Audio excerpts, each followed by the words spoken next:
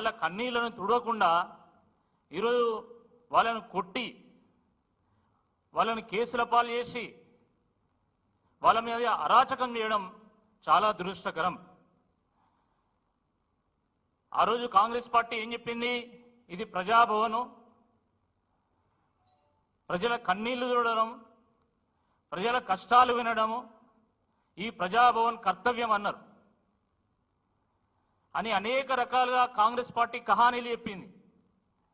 కానీ దురదృష్టకరమైనటువంటి విషయం ఏంటంటే ఈరోజు మా కష్టాలు చెప్పుకుందామని వెళ్ళినటువంటి జియో 46 బాధితుల మీద ఈరోజు పిడిగుద్దులు గుద్ది అర్ధరాత్రి 1:30కు వాళ్ళను అరెస్టు చేసి వాళ్ళను ఒక్కో దగ్గర ఓ 10 మందిని 20 మందిని వదిలి దాని తర్వాత కొంతమందిని అరెస్ట్ చేసి తీసుకెళ్లడం జరిగింది. మిత్రులారా,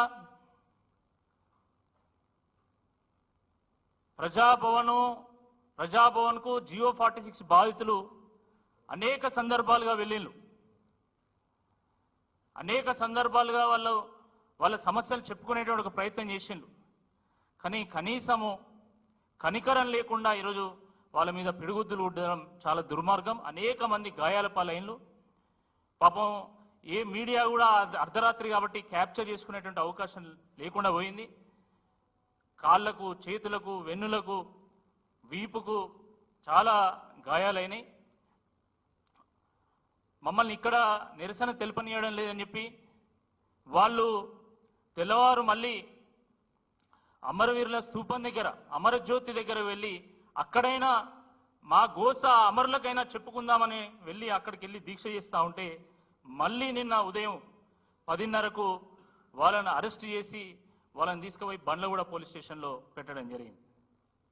ఎంత దుర్మార్గం అంటే నిన్న ఉదయం వాళ్ళు నిరాహార దీక్ష ప్రారంభిస్తే నిన్న రాత్రి 11 గంటల వరకు వాళ్ళు మంచినీళ్ళు కూడా ముట్టలే.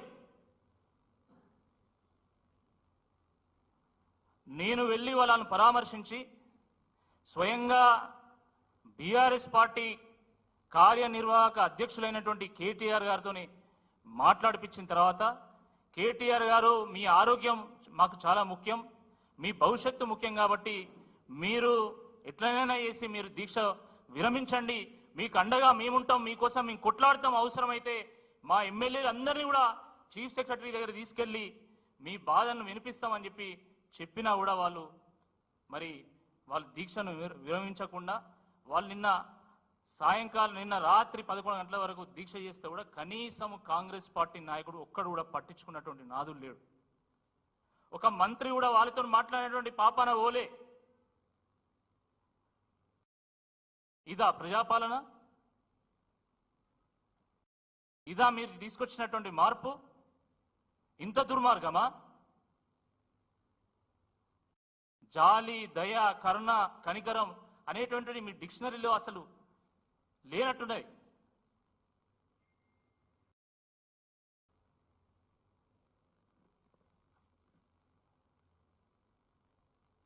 జియో 46 కేసు కోర్టులో ఉన్నది. కోర్టు ఇప్పటి వరకు 26 సార్లు ఈ కేసును వాయిదా వేసింది. ప్రపంచంలో ఇంత తక్కువ సమయంలో ఎన్నిసార్లు వాయిదా పడ్డటువంటి కేసు నాకు తెలిసి ఎక్కడా లేదనుకుంటాను. అంటే ఇంత తక్కువ సమయంలో ఎన్నిసార్లు ఈ కేసును కోర్టు వాయిదా వేస్తున్నదంటే న్యాయమూర్తులకు వీళ్ళకు న్యాయం చేయాలన్నటువంటి తపన ఎంత ఉన్నదో అర్థమవుతా ఉన్నది. న్యాయమూర్తులకు ఉన్నటువంటి తపనలో ఇసుమంతైనా ఈ ప్రభుత్వానికి ఉంటే ఈ అడ్వకేట్ జనరల్ ఎందుకు అటెండ్ కాకుండా పోతాడని చెప్పి ఈ సందర్భంగా మేము ప్రశ్నిస్తా ఉన్నాం.